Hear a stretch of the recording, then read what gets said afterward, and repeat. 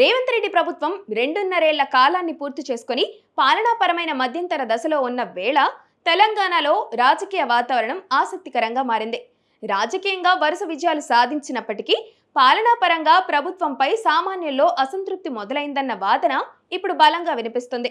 రాజకీయ గెలుపులు నాయకుడి చరిష్మాను పెంచవచ్చు కానీ సుస్థిరమైన భవిష్యత్తు మాత్రం పాలనా ముద్రపైనే ఆధారపడి ఉంటుంది. రేవంత్ రెడ్డి ముఖ్యమంత్రిగా బాధ్యతలు చేపట్టిన నాటి నుంచి రాజకీయ వ్యూహకర్తగా తన సత్తా చాటుతూనే ఉన్నారు.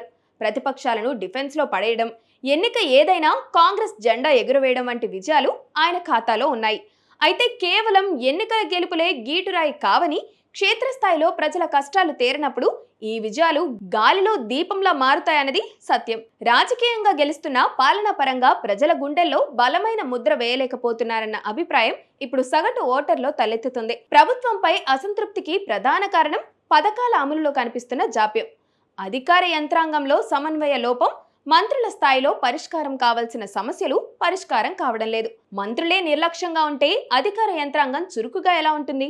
ముఖ్యమంత్రి స్వయంగా జిల్లా కలెక్టర్ల సమావేశంలో అధికారుల పనితీరుపై అసహనం వ్యక్తం చేయడం గమనార్హం. ఏసీ గదులకే పరిమితం కాకుండా క్షేత్రస్థాయిలోకి వెళ్లాలని ఆయన ఆదేశించినా అది ఎంతవరకు ఆచరణలోకి వస్తుందన్నదే అసలు సమస్య. ముఖ్యమంత్రి ఎన్ని ఆదేశాలు ఇచ్చినా అవి అట్టడుగున ఉన్న లబ్ధిదారుడికి చేరనప్పుడు ప్రజలు సహజంగానే ప్రభుత్వ అధినేతనే బాధ్యుడిని చేస్తారు. అన్నీ నేనే చేయాలా అనే ప్రశ్న కంటే అందరితో ఎలా చేయించాలి అనే నాయకత్వ లక్షణమే ఇప్పుడు రేవంత్కు పరీక్షగా మారింది.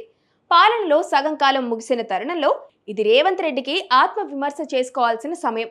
సంక్షేమ పథకాలైన రుణమాఫీ, ఉచిత విద్యుత్, ఉచిత బస్సు వంటివి అమలు చేసినప్పటికీ ఇతర పథకాల అమలు కోసం ఆర్థిక సంక్షోభం ప్రభుత్వ వేగాన్ని అడ్డుకుంటున్నాయి.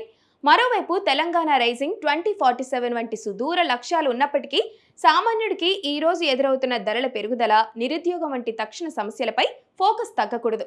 తప్పులు ఎక్కడ జరుగుతున్నాయో గుర్తించి నిర్లక్ష్యాన్ని వేడనాడి పాలనను గాడిలో పెట్టకపోతే ప్రస్తుత అసంతృప్తి రేపటి ఎన్నికల్లో పెద్ద గండంగా మారే అవకాశం ఉంది.